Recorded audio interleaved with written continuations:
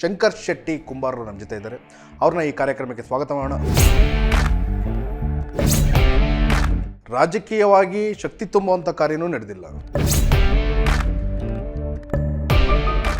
ರಾಜ್ಯದಲ್ಲಿ ಕುಂಬಾರ ಸಮುದಾಯಕ್ಕೆ ಕಡೆಗಣನೆ, ಜಾತಿ ಜಗಳ, ಧರ್ಮದ ಜಗಳ, ಆ ಮತ ಬ್ಯಾಂಕಿನ ರಾಜಕಾರಣದಿಂದ ನಮ್ಮನ್ನು ಕಡೆಗಣನೆ ಮಾಡಿದ್ದಾರೆ. ತಮ್ಮ ವೋಟ್ ಬ್ಯಾಂಕಿಂಗ್ಗೋಸ್ಕರ ನಮ್ಮನ್ನು ಬಳಸ್ಕೊಂಡು ಸಿದ್ದರಾಮಯ್ಯಿಂದ ಹಿಡ್ಕೊಂಡು ಬೊಮ್ಮಾಯಿಯಿಂದ ಹಿಡ್ಕೊಂಡು ಅವರೆಲ್ಲರೂ ಅವ್ರ ಒಡನಾಡಿಗಳು. ಆ ಸಮಾಜನ ಯಾವುದೇ ರೀತಿಯ ಮುನ್ನೆಲೆಗೆ ತರಬೇಕು ಅನ್ನೋದು ಇಚ್ಛಾಶಕ್ತಿನೇ ಈ ಸರ್ಕಾರಗಳಿಗಿಲ್ಲ. ಚುನಾವಣೆಗೆ ಮುಂಚೆ ಆಶ್ವಾಸನೆಗಳು ಬಹಳ ಇರುತ್ತೆ. ಪ್ರವೇಶ ಮಾಡಿಲ್ಲ ಅಂತಂದರೆ ಅಂದರೆ ನಿಮ್ಮ ಒಂದು ಸ್ಥಾನ ಗಟ್ಟಿ ಇರಲ್ಲ ಅಂತ. ಎಲ್ಲ ಪಕ್ಷದಲ್ಲೂ ನಮ್ಮನ್ನು ದುಡಿಸ್ಕೊಳ್ತಾ ಇದ್ದಾರೆ ಹೊರತು ನಮ್ಮನ್ನು ಯಾರೂ ಅಧಿಕಾರಕ್ಕಾಗಿ ಮುನ್ನಡೆಸೋದಕ್ಕೆ ಒಬ್ಬ ನಾಯಕ ಬೇಕು ಅಂತ ಹೇಳ್ತಿದ್ರು. ಆಡಳಿತ ಕೊಡುವಂಥ ಕೆಲಸ ಯಾವ ಸರ್ಕಾರಗಳು ಮಾಡಿಲ್ಲ. ಚುನಾವಣೆ ಆಗಿರ್ಬೋದು, ಇನ್ನೂ 10 ವರ್ಷದಲ್ಲಿ ಖಂಡಿತವಾಗಿ ನಾವು ಚುನಾವಣೆ ನಿಲ್ತೀವಿ. ನಾನು ಅನ್ನೋಕ್ಕಿಂತ ಜಾತಿವಾರಗಳ ಲೆಕ್ಕಾಚಾರದಲ್ಲಿ ನಿಮ್ಮನ್ನು ತುಳಿಯುವಂಥ ಕೆಲಸ ಮಾಡ್ತಾರೆ. ಲೆಕ್ಕಕ್ಕೆ ಇಲ್ಲ. ಎಲ್ಲ ಪ್ರತಿಯೊಬ್ಬ ನಾಯಕನಿಗೂ ಕೂಡ ಜಾತಿವಾರ ಲೆಕ್ಕಾಚಾರ ಹಾಕಿದಾಗ ಅವತ್ತು ಕುಂಬಾರರು ಬೇಕಾಗಿರ್ತಾರಲ್ಲ. ಸರ್ಕಾರಕ್ಕೂ ಮಾಹಿತಿ ಇಲ್ಲ, ಸಮಾಜಕ್ಕೂ ಮಾಹಿತಿ ಇಲ್ಲ. ಬೊಮ್ಮಾಯಿ ಕ್ಯಾಬಿನೆಟ್ನಲ್ಲಿ ಒಂದಷ್ಟು ಮನವಿ ಕೊಟ್ಟಿದ್ರಿ. ಫ್ರೀಡಂ ಪಾರ್ಕಲ್ಲಿ ನಿರಂತರವಾಗಿ ಹೋರಾಟ ಮಾಡಿ ಬೀದಿಗೆ ಬಂದು ನಮ್ಮ ಸರ್ಕಾರದ ಪರ್ಮಿಷನ್ ಕೂಡ ತಗೊಂಡಿದ್ರು ಸರ್. ಸರ್ಕಾರ ತಪ್ಪು ಮಾಹಿತಿ ಕೊಡೋದ್ರಿಂದನೇ ನಾವು ಇದು ಮಾಡಬೇಕಾಗಿರೋ ಅನಿವಾರ್ಯತೆ ಬಂದಿದೆ.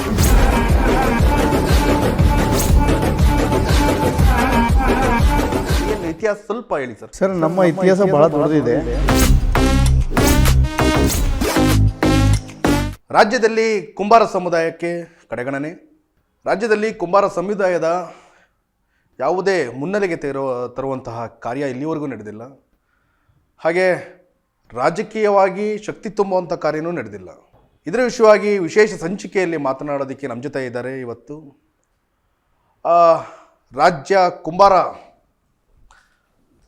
ಕರ್ನಾಟಕ ಕುಂಬಾರರ ಯುವ ಸೈನ್ಯ ಸಂಸ್ಥಾಪಕ ರಾಜ್ಯಾಧ್ಯಕ್ಷರು ಶಂಕರ್ ಶೆಟ್ಟಿ ಕುಂಬಾರರು ನಮ್ಮ ಜೊತೆ ಇದ್ದಾರೆ. ಅವ್ರನ್ನ ಈ ಕಾರ್ಯಕ್ರಮಕ್ಕೆ ಸ್ವಾಗತ ಮಾಡೋಣ. ಸರ್, ಕಾರ್ಯಕ್ರಮಕ್ಕೆ ಸ್ವಾಗತ. ನಮಸ್ಕಾರ ವೀಕ್ಷಕರೇ, ನಾನು ಆಗಲೇ ಹೇಳ್ದಂಗೆ ರಾಜ್ಯದಲ್ಲಿ ಕುಂಬಾರ ಸಮುದಾಯಕ್ಕೆ ಕಡೆಗಣನೆ ಇಲ್ಲಿಯವರೆಗೂ ನಿರ್ದಿಷ್ಟವಾಗಿ ಅಧಿಕೃತವಾಗಿ ಎಲ್ಲಿಯೂ ಕೂಡ ಗುರುತಿಸಲ್ಪಟ್ಟಿರ್ತಂತಹ ಒಂದು ಸಮುದಾಯ ಅಂತಂದರೆ ಅದು ಕುಂಬಾರ ಸಮುದಾಯ. ಯಾಕೆಂದರೆ ನಿಮಗೆಲ್ಲರಿಗೂ ತಿಳಿದಿರತಕ್ಕಂಥದ್ದು ಏನಂತಂದರೆ, ಕಾಶ್ಮೀರದಿಂದ ಕನ್ಯಾಕುಮಾರಿವರೆಗೂ ಕುಂಬಾರ ಸಮುದಾಯ ಅಂತಂದಾಗ ಪ್ರತಿಯೊಬ್ಬನ ಮನುಷ್ಯನ ಜೀವನ ಎಲ್ಲಿಂದ ನಾಗರಿಕತೆ ಬಂತು ಅಲ್ಲಿಂದ ಮೊದಲ ಸ್ಥಾನ ಕುಂಬಾರರಿಗೆ ಕೊಡಬೇಕಾದಂಥ ಸ್ಥಾನ. ಯಾಕೆಂತಂದರೆ ಒಂದು ನಾಗರಿಕತೆ, ಮನುಷ್ಯನ ಜೀವನಕ್ಕೆ ನಾಗರಿಕತೆ ಅಂತ ಯಾವತ್ತು ಅಳವಡಿಸ್ಕೊಂಡಿದ್ದು ಅವತ್ತಿಗೆ ಮೂಲತಃ ಏನು ಬೇಕಾಗಿರ್ತಕ್ಕಂಥ ಮೂಲಭೂತ ಸೌಕರ್ಯಗಳಲ್ಲಿ ಮೊದಲನೇದಾಗಿ ಕುಂಬಾರ ಮಾಡಿರ್ತಕ್ಕಂಥ ಒಂದಷ್ಟು ಕರಕುಶಲ ವಸ್ತುಗಳಾಗಿರ್ಬೋದು, ದಿನನಿತ್ಯ ಉಪಯೋಗಿಸ್ತಕ್ಕಂಥ ವಸ್ತುಗಳಾಗಿರ್ತಕ್ಕಂಥದ್ದು ಏನಂತಂದರೆ, ಅದು ಬಿಡಿಸಿ ಹೇಳಬೇಕು ಅಂತಂದರೆ ಕುಂಬಾರನ ಕೆಲಸ ಏನು, ಮಣ್ಣಿನಲ್ಲಿ ಮಾಡಿರ್ತಕ್ಕಂಥ ಒಂದು ಉಪಕರಣಗಳು ಅಥವಾ ಮಾಡಿಲ್ಪದ ಕರಕುಶಲ ವಸ್ತುಗಳು, ದಿನನಿತ್ಯ ಉಪಯೋಗಿಸ್ತಕ್ಕಂಥ ಆಹಾರ ಪದ್ಧತಿಗೆ ಉಪಯೋಗಿಸ್ತಕ್ಕಂಥ ಒಂದಷ್ಟು ವಸ್ತುಗಳು ಅಂತಲೇ ಹೇಳ್ಬೋದು. ಆ ಒಂದು ಸಮುದಾಯಕ್ಕೆ ಇಲ್ಲಿಯವರೆಗೂ 2025ನೇ ಸಾಲಿನಲ್ಲಿ ನಾವು ಇವತ್ತು ಜೀವನ ನಡೆಸ್ತಾ ಇದ್ದೀವಿ.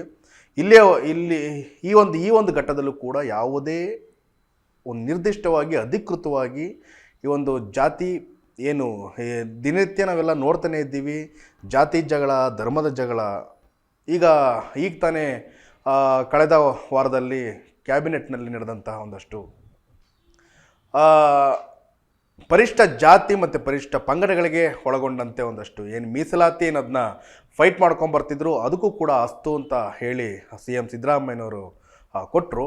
ಆದರೆ ಇಲ್ಲಿ ಅವರು ಕುಂಬಾರರಿಗೆ ಯಾಕೆ, ಕುಂಬಾರ ಸಮುದಾಯಕ್ಕೆ ಯಾಕೆ ಕಡೆಗಣನೆ, ಈ ಒಂದು ವಿಷಯವಾಗಿ ಮಾತಾಡೋಣ ಶಂಕರ್ ಶೆಟ್ಟಿ ಅವ್ರ ಜೊತೆ. ಸರ್, ಯಾಕೆ ಅಂದರೆ ನಿಮ್ಗೆ ಇತಿಹಾಸ ತೆಗೆದು ನೋಡಿದ್ರೆ ಮೊದಲನೇದಾಗಿ ಕುಂಬಾರರಿಗೆ ಮೊದಲ ಸ್ಥಾನ ಕೊಡಬೇಕು. ಹೌದು. ಯಾಕಿದು ಈ ಕಡೆಗಣನೆ ಎಲ್ಲಿಂದ ಸ್ಟಾರ್ಟ್ ಆಗಿದೆ ಸರ್, ನಿಮ್ಗೆ ಗೊತ್ತಿರೋ ಹಂಗೆ? ಇಲ್ಲ, ನಮ್ಮ ಜನಾಂಗದಲ್ಲಿ ಏನಾಗಿದೆ ಅಂದರೆ ಮೊದಲಿಂದನೂ ಸಾಮಾಜಿಕ ಸೇವೆ ಮಾಡ್ಕೊಂಡು ಬರ್ತಾ ಇರೋದು, ಸಾಮಾಜಿಕ ಬೇಕಾಗಿರುವಂಥ ವಸ್ತುಗಳು ಮಾಡೋದ್ರಲ್ಲಿ ನಾವು ನಿರಂತರವಾಗಿದ್ವಿ. ಬದಲಾವಣೆಗಳು ಏನು ನಾಗರಿಕ ಬದಲಾವಣೆಗಳಾಗ್ತದೆ ಆ ರೀತಿಯ ಬದಲಾವಣೆಗಳು ನಮ್ಮ ಸಮುದಾಯದಲ್ಲಿ ಆಗದೇ ಇರುವಂಥದ್ದು. ಒಂದು ಹಂತದವರೆಗೂ ನಾವೇನೆಂದರೆ ಸರ್ವ್ ಮಾಡ್ಕೊಂಡು ಬರ್ತಾಯಿದ್ವಿ, ಏನು ಬೇಕು ಪರಿಕರಗಳು ಅದನ್ನೇ ತಯಾರಿಸ್ಕೊಂಡು. ನಮ್ಮದಲ್ಲಿ ಮೊದಲನೇದು ಏನಂದರೆ ಶಿಕ್ಷಣದ ಕೊರತೆ ಇತ್ತು. ಆ ಶಿಕ್ಷಣದ ಕೊರತೆಯಿಂದ ನಾವು ಸರಿಯಾದ ಮಟ್ಟದಲ್ಲಿ ಶಿಕ್ಷಣ ಪಡೆಯೋಕ್ಕಾಗ್ದೇ ಸರ್ಕಾರಗಳು ಮತ್ತು ಎಲ್ಲರೂ ನಮ್ಮನ್ನು ಇದು ಮಾಡಿ ಕುಂಬಾರರು ಶ್ರೇಷ್ಠರು ಅಂತ ಹೊಗಳ್ತಾ ಬಂದರು. ಆ ಹೊಗಳಿಕೆಯಲ್ಲೇ ನಾವು ಮುಂದುವರ್ಕೊಂಡು ಬಂದ್ವಿ. ನಮಗೆ ಪ್ರಪಂಚ ಹೇಗೆ ಬದಲಾವಣೆಗಳು ಆಗ್ತಾಯಿದೆ, ಆಧುನಿಕತೆ ಬಳಸ್ಕೊಳ್ತಾ ಇದೆ, ಆ ರೀತಿಯ ಆಧುನಿಕತೆನ ನಮ್ಮ ಕರಕುಶಲಲ್ಲಿ ನಾವು ಬಳಸ್ಕೊಳ್ಳೋಕ್ಕಾಗ್ದೇ ಹಿಂದುಳಿದು ಬಿಟ್ವಿ. ಆ ಹಿಂದುಳಿದಿರೋದನ್ನೇ ಇವರು ಏನು ಪ್ರಬಲ ಜಾತಿಗಳು ಸಮುದಾಯಗಳಿದಾವೋ ಅವು ನಮ್ಮನ್ನು ತುಳಿತಕ್ಕೊಳಗಾಗಿ ಹಾಗೆಯೇ ಅವ್ರನ್ನ ಬಿಟ್ಕೊಂಡು ಬರ್ತಾಯಿದ್ವು. ನಮಗೆ ಏನೇನು ಅಗತ್ಯತೆ ಇದೆಯೋ, ನಮಗೇನು ರಾಜಕೀಯ ಶಕ್ತಿ ತುಂಬಬೇಕು, ಆರ್ಥಿಕ ಶಕ್ತಿ ತುಂಬಬೇಕು, ನಮ್ಮ ಏನು ಕರಕುಶಲಕ್ಕೆ ಆಧುನಿಕವಾದ ಒಂದು ಯೋಜನೆಗಳು ರೂಪಿಸಬೇಕಾಗಿತ್ತು, ಅದು ಯಾವುದನ್ನು ರೂಪಿಸ್ದೇ ನಮ್ಮನ್ನು ಹಾಗೆ ಬೆಳವಣಿಗೆ ಹಾಗೇ ನಾವು ಕುಂಠಿತವಾಗಿರೋ ರೀತಿಯಲ್ಲಿ ನಮ್ಮನ್ನು ಇದನ್ನು ಕಡೆಗಣನೆ ಮಾಡ್ಕೊಂಡು ಬಂದರು. ನಮ್ಮಲ್ಲಿ 1970 ಹತ್ತಿರದಲ್ಲಿ ನಮಗೊಬ್ಬರು ರಾಜಕೀಯ ನಾಯಕರು ಪ್ರೊಫೆಸರ್ ಎ ಲಕ್ಷ್ಮೀಸಾಗರ್ ಅಂತ ಇದ್ದರು. ಅವರ ನಂತರದಲ್ಲಿ ನಮ್ಗೆ ಯಾರೂ ರಾಜಕೀಯವಾಗಿ ನಾವು ಬೆಳವಣಿಗೆ ಹೊಂದೋಕ್ಕೆ ಸಾಧ್ಯನೇ ಆಗಿಲ್ಲ. ಸರ್, ನಾನು ಕೇಳ್ಪಟ್ಟಿರ್ತಕ್ಕಂಥದ್ದು ಏನಂತಂದರೆ ಮಹಾಕವಿ ಸರ್ವಜ್ಞರು ಕೂಡ ಒಂದು ಕುಂಬಾರ ಸಮುದಾಯ ಅಂತ ಕೇಳ್ಪಟ್ಟಿದ್ದೀನಿ. ಹೌದು. ಅವರ ಜೀವಿತಾವಧಿ 20ನೇ ತಾರೀಕು ಫೆಬ್ರವರಿ 1520 ಜನಿಸಿದರು. ಅವರು ಇದೇ ಹಾವೇರಿ ಜಿಲ್ಲೆಯ ರಟ್ರಳ್ಳಿ ತಾಲೂಕಿನ ಮಾಸೂರಿನಲ್ಲಿ ಅವರ ಜನ್ಮಸ್ಥಾನ ಮತ್ತು ಕರ್ಮಸ್ಥಾನ ಮತ್ತು ಸಮಾಧಿ ಸ್ಥಳನೂ ಅಲ್ಲೇ ಇರೋದು. ಅವರು ಮೂಲತಃ ಕುಂಬಾರ ಸಮಾಜಕ್ಕೆ ಅಲ್ಲ, ಯಾಕೆಂತಂದ್ರೆ ನಾನು ಯಾಕೆ ಕೇಳೋಕ್ಕೆ ಇಷ್ಟಪಡ್ತೀನಿ ಅಂದರೆ ಸರ್, ಈಗಾಗಲೇ ಅಂಥ ಮಹಾನ್ ವ್ಯಕ್ತಿ ಅಂತಲೇ ಹೇಳ್ಬೋದು, ಮಹಾಕವಿ ಸರ್ವಜ್ಞರು ಅಂತ ಎಲ್ರಿಗೂ ಗೊತ್ತಿರ್ತಕ್ಕಂಥ ಅಂಥ ಮಹಾನ್ ವ್ಯಕ್ತಿ ಹುಟ್ಟಿರ್ತಕ್ಕಂಥ ಸಮುದಾಯನ ಕಡೆಗಣಿಸ್ತಾ ಇರ್ತಕ್ಕಂಥದ್ದು ಅಂತಂದರೆ ಇಲ್ಲಿಯವರೆಗೂ ಅಂದರೆ ನೀವು ಹೇಳ್ತಕ್ಕಂಥದ್ದು ಏನಂದರೆ ಈ ಶಿಕ್ಷಣ ಅನ್ನೋದು ಕೊರತೆ ಏನಿತ್ತು ಇದೇ ಪ್ಲಸ್ ಅಂತ ಹೇಳ್ತೀರಾ ಅಥವಾ ಮೈನಸ್ ಅಂತ? ಇಲ್ಲ, ಮತ ಬ್ಯಾಂಕಿನ ರಾಜಕಾರಣ ಏನಿದೆಯೋ ಆ ಮತ ಬ್ಯಾಂಕಿನ ರಾಜಕಾರಣದಿಂದ ನಮ್ಮನ್ನು ಕಡೆಗಣೆ ಮಾಡಿರೋದು. ಯಾಕಂದರೆ ನಮ್ಮ ಮತ ಬ್ಯಾಂಕು ಕೆಲವೊಂದು ಸಮುದಾಯಗಳು ನಮ್ಮನ್ನು ಬಳಸ್ಕೊಳ್ತಾನೆ ಇರೋದು.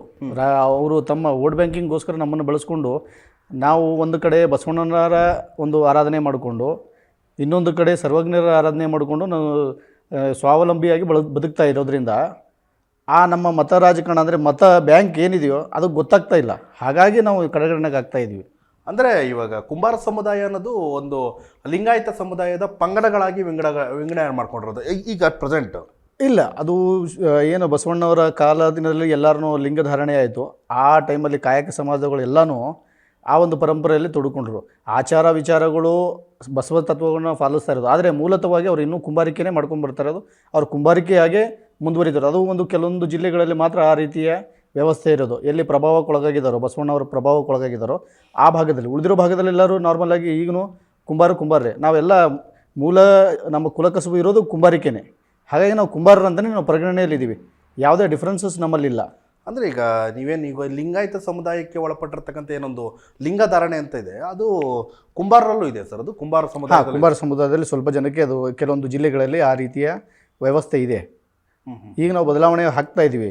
ಅಂದರೆ ಅವತ್ತಿಗೆ ಪದ್ಧತಿ ಏನಿದೆ ಅದು ಉಳಿಸ್ಕೊಂಡು ಬಂದಿರುತ್ತೆ. ಅದು ಯಾರ್ಯಾರು ಬಸವ ತತ್ವದಲ್ಲಿ ಅಳವಡಿಸ್ಕೊಂಡ್ರೋ, ಬಸವಣ್ಣರ ಅನ್ವಯಗಳಾದರೂ ಆ ಒಂದು ವ್ಯವಸ್ಥೆಯಲ್ಲಿ ಹಾಗೆ ನಾವು ಒಂದೇ ಅಲ್ಲ, ನಮ್ಮಂಥ ಚಿಕ್ಕ ಚಿಕ್ಕ ಸಮುದಾಯಗಳು ಭಾಳ ಸಮುದಾಯಗಳು ಆ ರೀತಿ ಒಂದು ಬಸವ ತತ್ವವನ್ನು ಪಾಲಿಸ್ಕೊಂಡು ಬಂದಿರೋದು.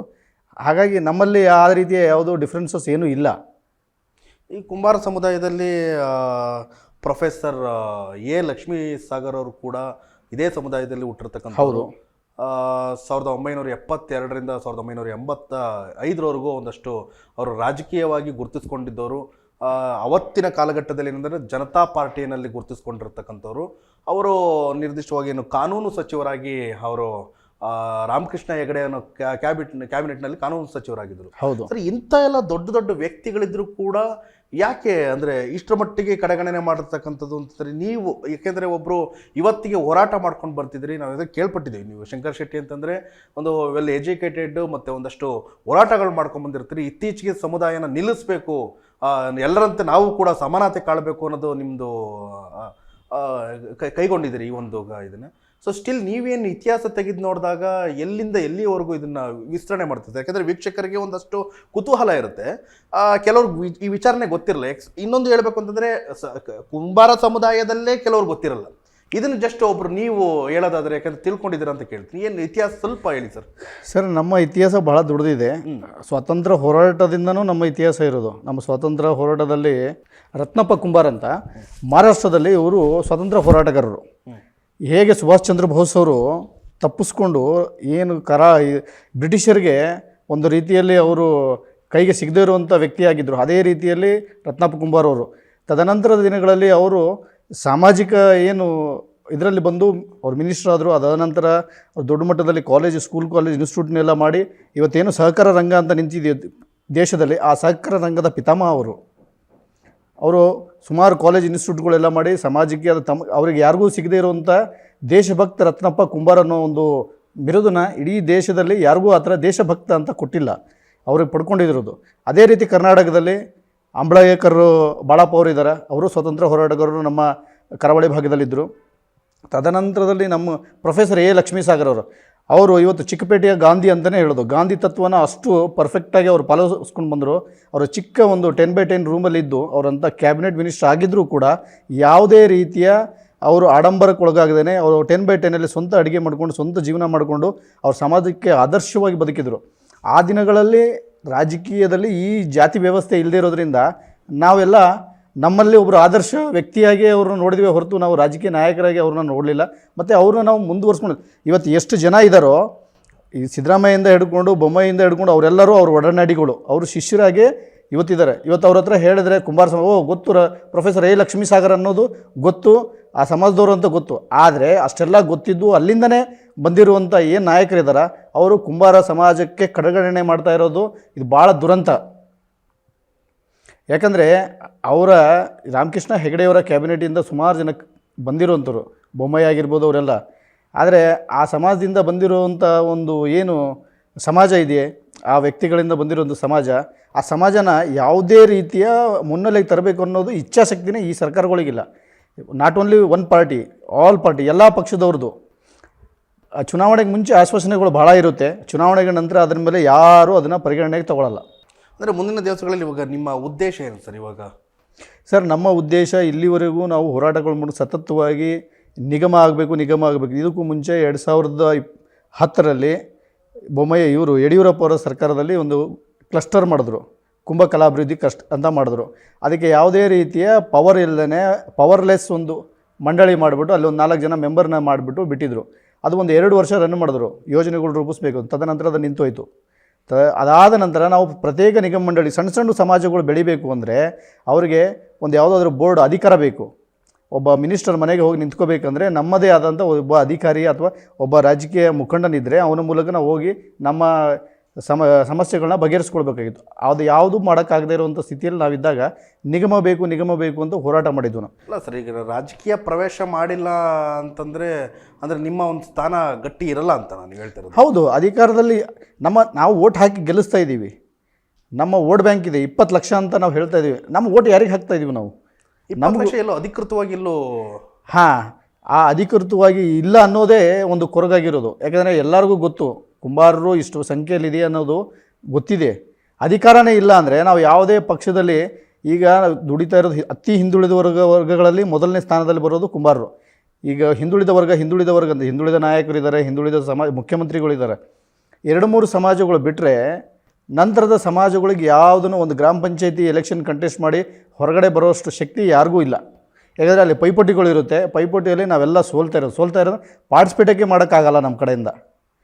ನಾವು ಏನಾಗಿದ್ದೀವಿ ಅಂದರೆ ದುಡಿಯೋಕ್ಕೆ ಕಾರ್ಯಕರ್ತರಾಗಿ ದುಡಿತಾ ಇದ್ದೀವಿ ಹೊರತು ಎಲ್ಲ ಪಕ್ಷದಲ್ಲೂ ನಮ್ಮನ್ನು ದುಡಿಸ್ಕೊಳ್ತಾ ಇದ್ದಾರೆ ಹೊರತು ನಮ್ಮನ್ನು ಯಾರೂ ಅಧಿಕಾರಕ್ಕಾಗಿ ಕರೆದು ಒಂದು ಹುದ್ದೆ ಕೊಡೋದಾಗಲಿ ಒಂದು ಹೆಜ್ಜೆ ಮುಂದೆ ತಗೊಂಡು ಹೋಗಬೇಕು ಅನ್ನೋದಿಲ್ಲ. ಅಂದರೆ ಈಗ ನೀವು ಹೇಳ್ತಾ ಇರೋದು ಅಂತಂದರೆ ಇದು ನಿಮ್ಮ ಒಂದು ಕುಂಬಾರ ಸಮುದಾಯನ ಮುನ್ನಡೆಸೋದಕ್ಕೆ ಒಬ್ಬ ನಾಯಕ ಬೇಕು ಅಂತ ಹೇಳಿ. ಹೌದು, ನಾಯಕ ಬೇಕಲ್ಲ ನಮಗೆ. ನಮ್ಮಲ್ಲಿ ನಾಯಕರು ಭಾಳ ಜನ ಇದ್ದಾರೆ, ನಾಯಕರ ಅವಶ್ಯಕತೆ ಇಲ್ಲ, ನಮಗೆ ಅವಕಾಶ ಬೇಕು.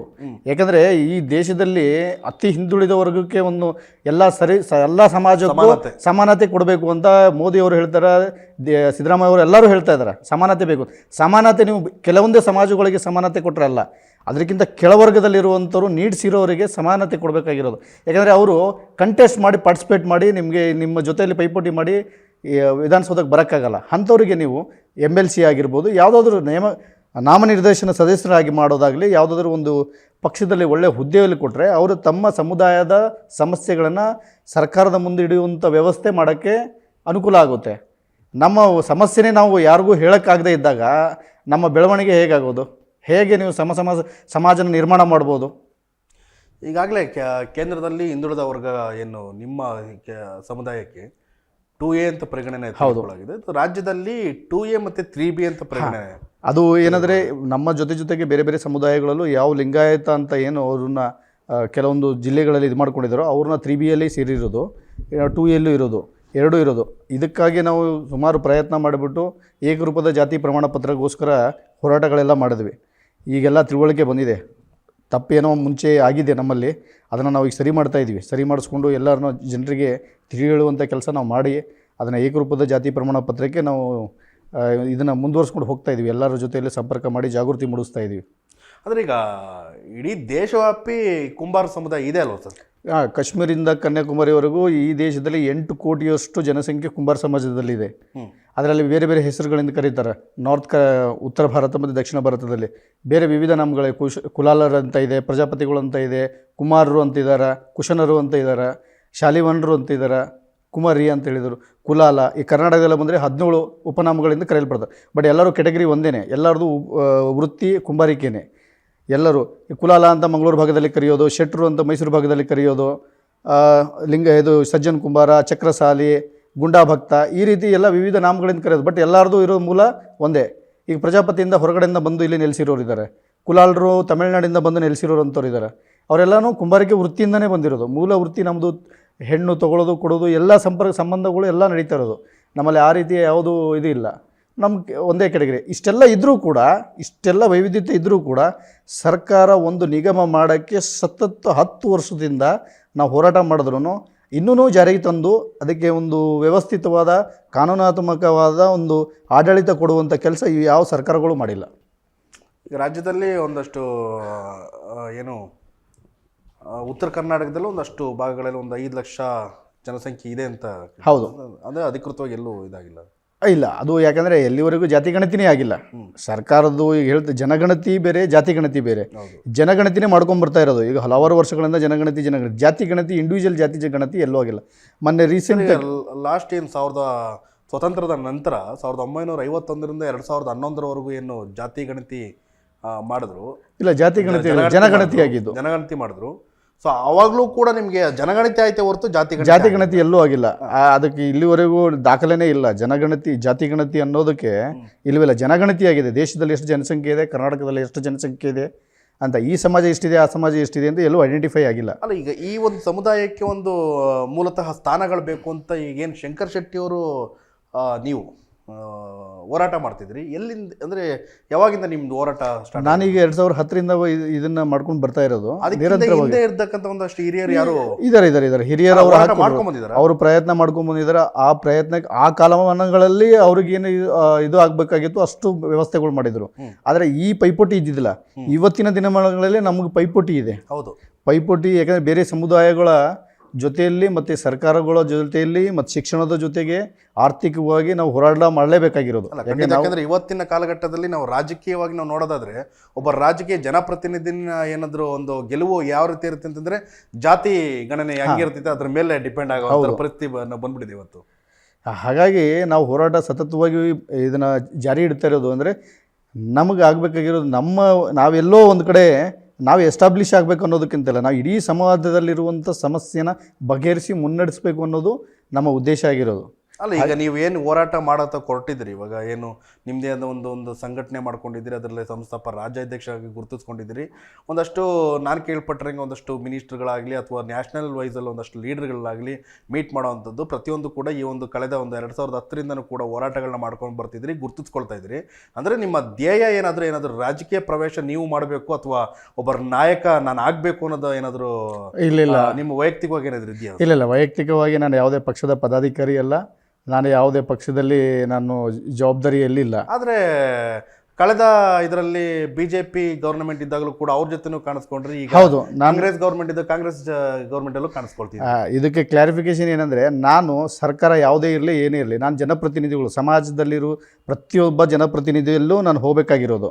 ಯಾಕೆ ನಮ್ಮ ಸಮಾಜದ ಸಮಸ್ಯೆ ಸರ್ಕಾರ ಈಗ ಯಾವ್ದು ರನ್ನಿಂಗಲ್ಲಿ ಇದಿರುತ್ತೆ ಅಲ್ಲಿ ಹೋಗಬೇಕು, ವಿರೋಧ ಪಕ್ಷದವ್ರ ಹತ್ರನೂ ಹೋಗಬೇಕು. ವೈಯಕ್ತಿಕವಾಗಿ ನನ್ನದೇ ಆದಂಥ ಒಂದು ಪಕ್ಷದ ಸಿದ್ಧಾಂತ ಇರಬಹುದು ನನಗೆ, ನಾನು ಅದರ ಅಡಿಯಲ್ಲಿ ಇರ್ತೀನಿ. ಆದರೆ ಸಮಾಜ ಅಂತ ಬಂದಾಗ ನಾನು ಯಾವುದೇ ಪಕ್ಷಕ್ಕೆ ಪಕ್ಷಾತೀತವಾಗಿ ಕೆಲಸ ಮಾಡೋದ್ರಿಂದ. ಯಾಕೆ ನಮ್ಮಲ್ಲಿ BJPಯಲ್ಲೂ ಸಮಾಜದವ್ರು ಇದ್ದಾರೆ, ಕಾಂಗ್ರೆಸ್ಸಲ್ಲೂ ಇದ್ದಾರೆ, JDS ಅಲ್ಲೂ ಇದ್ದಾರೆ. ಹಾಗಾಗಿ ಪಕ್ಷ ನಮಗೆ ಪ್ರಮುಖ ಅಲ್ಲ.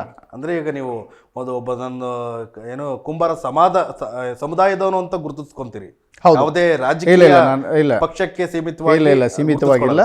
ನಾನು ಏನೇ ನನ್ನ ಪ್ರೆಸೆಂಟೇಷನ್, ನನ್ನ ಇಂಟ್ರೊಡಕ್ಷನ್ ಇದ್ದಿದ್ದೆ ನಾನೊಬ್ಬ ಕುಂಬಾರ ಸಮಾಜದ ಪ್ರತಿನಿಧಿಯಾಗಿ ನನ್ನ ಪ್ರೆಸೆಂಟೇಷನ್ ಇರುತ್ತೆ, ನನ್ನ ಇಂಟ್ರೊಡಕ್ಷನ್ ಇರುತ್ತೆ. ಅಲ್ಲ, ಮುಂದಿನ ದಿವಸಗಳಲ್ಲೂ ನಿಮ್ಗೆ ಯಾವುದೇ ರೀತಿ ಆಸಕ್ತಿ ಇಲ್ವಾ ಸರ್? ಅಂದ್ರೆ ರಾಜಕೀಯ ಪ್ರವೇಶ ಅಥವಾ ಒಂದಷ್ಟು ಸಮುದಾಯ, ಯಾಕೆಂದ್ರೆ ನೀವು ಯಾವಾಗಲೂ ಹೇಳಿದ್ರಿ ಏನಂತಂದ್ರೆ ಈಗ ರಾಜಕೀಯವಾಗಿ ಒಂದಷ್ಟು ನಮಗೆ ಅವಕಾಶಗಳು ಸಿಕ್ಕಿದೆ, ಅದರಲ್ಲಿ ಒಂದಷ್ಟು ನಮ್ಮ ಸಮುದಾಯನ ಗುರುತಿಸಲ್ಪಟ್ಟಿರ್ತಕ್ಕಂಥ ಒಂದು ನಿರ್ದಿಷ್ಟ ಒಂದು ಮೂಲಭೂತ ಸೌಕರ್ಯ ಏನೇನು ಬೇಕಾಗಿರುತ್ತೆ, ನಮ್ಮ ಸಮುದಾಯಕ್ಕೆ ಏನೇನು ಬೇಕಾಗಿರುತ್ತೆ ಅದನ್ನೆಲ್ಲ ಕೊಡ್ಕೊಳ್ಳೋ ಅಂತ ಒಬ್ಬ ನಾಯಕ ಬೇಕಾಗಿರುತ್ತೆ ಅಂತ ಏನು ನೀವು ಆಗಲೇ ಹೇಳಿದ್ರಿ.